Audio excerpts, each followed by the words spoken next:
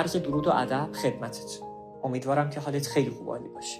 رسیدیم به دومین چالش 7 روزه سبک زندگی صحیح و درست. قراره با هم قسمت اولش رو شروع کنیم. خیلی ساده. فقط نکته‌ای که هست اینه که اول از همه خیلی خوشحالم که افرادی که در چالش 7 روزه قبلی شرکت کردن خب پیاماشون هست، حالا اسکرین شاتاشو به موقع میذارم.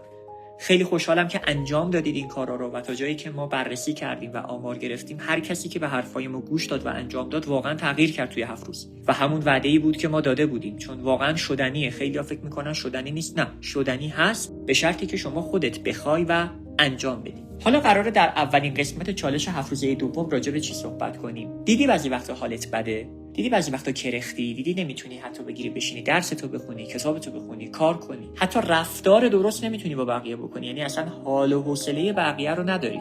میدونی دلیلش چیه؟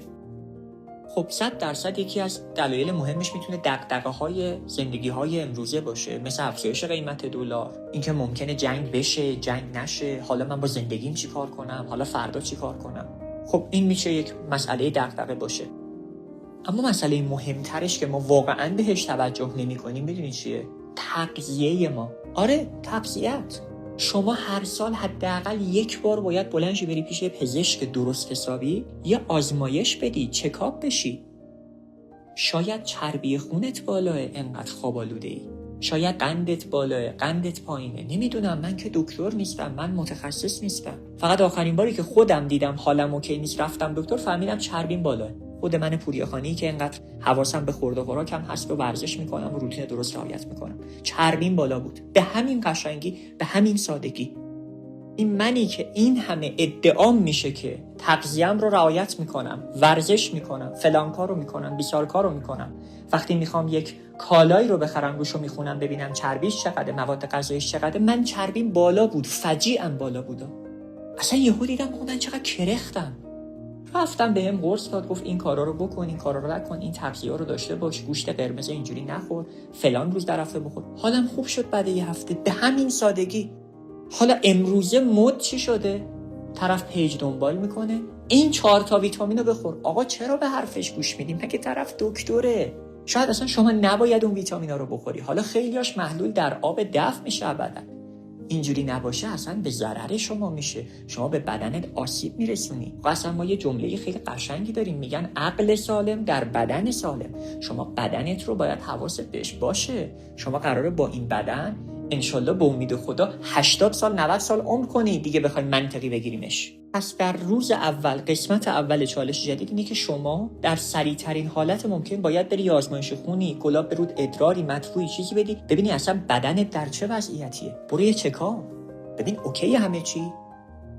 اگر دیدی همه چی اوکیه، سپس بریم سراغ قدم بعدی که الان بهت میگم. حالا از این به بعد یه تایم 10 دقیقه‌ای، یه ربع در روز بذار، یه موسیقی آرام بخش بذار توی گوشت، به جای اینکه انقدر موسیقیای ناله و موسیقیای ارزم به حضور شما بی محتوا گوش بدی. یه خورده نرمش کن، یه خورده دراز بکش، چیزای خوب توی ذهن خودت تصور کن. نمیگم توهم بزنا، نه، تخیل کن. ما قبلا راجع به توهم و تخیل صحبت کردیم. یه خورده سعی کن حال خودت رو خوب کنی و نکته مهمتر این رو همیشه به خودت یادآوری کن که آقا من نمیتونم خیلی چیزها رو تغییر بدم، اما خودم رو که میتونم تغییر بدم.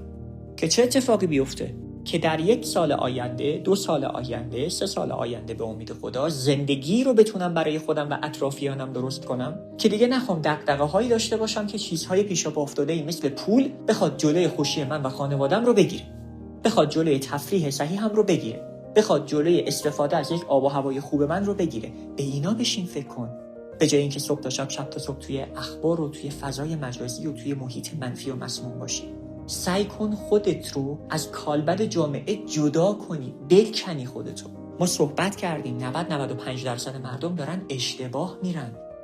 یعنی شما از هر 100 تا جمله‌ای که از آدم‌ها میشنوی 95 تاش غلطه. اصلا قربونت بشم، اینا فکته، اینا واقعیته. شما باید خودتو جدا کنی.